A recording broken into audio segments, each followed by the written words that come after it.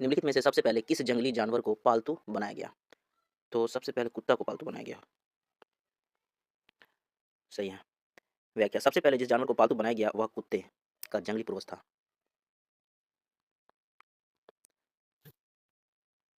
निम्नलिखित में से किन स्थानों को पुरातत्वविदों को शुरुआती कृषकों और पशुपालकों के होने के साक्ष्य मिले हैं? पेयमपल्ली, हुल्लूर, महागढ़ा, गुफक्रॉल या बुर्जेहोम? ये पांचों मिले हैं। सही जवाब डी। निम्नलिखित में से निम्नलिखित स्थानों में से कौन सा पुरास्थल कृषक कृषि व पशुपालन के संबंध नहीं रखते हैं? कुरनुल, मेहरगढ़, कोरडी हवा, चिरांद, दाऊजली हेंडिंग? तो कौन नहीं रखते हैं पुरास्थल कृषि व पशुपालन के संबंध? ये नहीं रखते हैं। कुरनुल।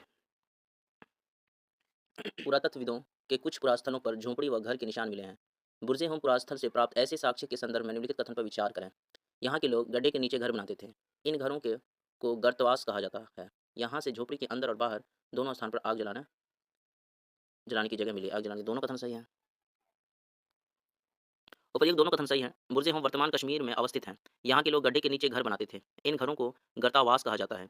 इनमें नीचे उतरने के लिए सीढ़ी होती थी। इसे उन्हें ठंड से सुरक्षा मिलती थी। झोपड़ियों के अंदर और बाहर दोनों जगह आग जलाने की जगह थी। इसमें ऐसा लगता है कि लोग मौसम के अनुसार घर के अंदर या बाहर खाना पकाते होंगे। अगला प्रश्न है नवपाषाण युग के संदर्भ में निम्नलिखित में से कौन सा कथन सही नहीं है? इस काल में पुरापाषाणिक औजार का प्रयोग और निर्माण निर्माण पूर्णतः बंद हो गया था। हाँ, यही तो है। यही तो गलत है। बंद थोड़ी ना हुआ था।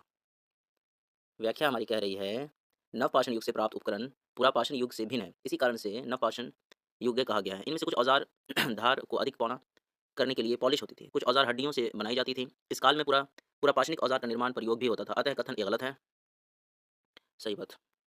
चीज़ों चीज़ों को पीसने के लिए ओखली व मुसल का प्रयोग इस काल में किया जाता था। आज हजारों साल बाद भी प्रयोग किया जाता है। इस काल में पुरास्थनों के विभिन्न प्रकार के मिट्टी के बर्तन मिले हैं। कभी कभी इनके अलंकरण भी किया जाता है जिनका उपयोग चीज़ों को रखने के लिए किया जाता था। धीरे धीरे लोग बर्तनों का प्रयोग खाने बनाने के लिए भी करने लगे। कथन एक है नवपाषाण काल के लोग कपड़े बुनते थे और इसका कारण है नवपाषाण काल में कपास का उपजाने लगा था। इन कपास बना तभी तो कपड़ा बन रहा था। दोनों कथन सही है और आर एक का सही व्याख्या भी कर रहा है। तो स्पष्टीकरण हाँ पहला सही है तब। अगला प्रश्न है मेहरगढ़ में निम्नलिखित में से किस दर्रे के निकट स्थित है? मेहरगढ़ निम्नलिखित में से किस दर्रे के निकट स्थित है? तो बोलन दर्रा, गोमल दर्रा, खैबर दर्रा या कारा कोरम दर्रा? तो पहला ऑप्शन सही है, बोलम दर्रा। अगला प्रश्न है मेहरगढ़ से प्राप्त कब्रों में मृतकों के साथ कुछ सामान रखा जाता था। इसका कारण है मेहरगढ़ के लोग मानते थे कि मृत्यु के बाद भी जीवन है। सही बात। इसीलिए बकरी वगैरह खाना वगैरह रखा जाता था कब्र के अंदर। तो सही है, स्पष्टीकरण भी सही है। हाँ, मृत्यु के बाद सामान्यतः मृतकों के सगे संबंधी उसके प्रति सम्मान जाता था। लोगों की आस्था थी कि मृत्यु के बाद भी जीवन है, इसलिए कब्रों के मृतकों के साथ कुछ सामान भी रखे जाते थे। मेहरगढ़ में ऐसे कब्र मिले हैं, अतः विकल्प सही है।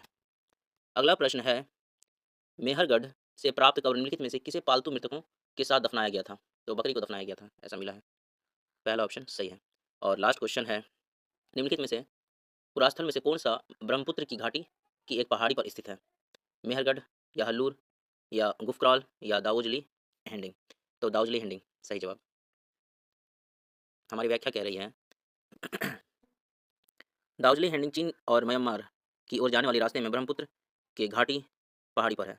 यहाँ से काष्ठशम और औजार और बर्तन से प्राप्त हुए काष्ठशम से अतीत प्राचीन लकड़ी कहते हैं जो जो सख्त होकर पत्थर बन गई। यहाँ मुसल और खरल जैसे उपकरण प्राप्त हुए हैं जिससे पता चलता है कि यहाँ के लोग भोजन के लिए अनाज उगाते थे। दाऊजली हैंडिंग से जेडाइट पत्थर से प्राप्त हुआ। पुरातत्वविदों का मानना है कि संभवतः ये पत्थर चीन से आया होगा। संभवतः